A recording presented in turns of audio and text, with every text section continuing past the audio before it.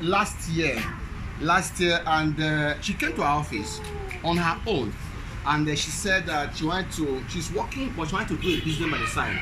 What she's being paid is 18,000 naira. I mean, is it 18? Yes, 18,000 naira, and that's not enough for her to pay 18,000 naira. How much did that? That should be 20 pounds. I think so. 20 pounds. So feed the house rent and I'll take up these two please. she says, And they go to school, she pays their school fees. what she says she wants to get a side business so that it will help her. To support the family, and she's the husband's death. The family abandoned.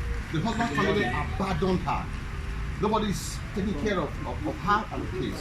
So she came to our office and she requested that we should support her so I can have a side business, so that we make more earn more income to take care of the children. Yeah. So what's that business you want to do again?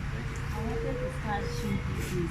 Okay, but you told us the other one you want to start selling your place of work. What is that business? That's a company. Then she wants to start selling easy wear for children, for ladies. Okay, that's fine. So I'll come with my friends and we are going to support you. We are supporting you with some money and Frankie.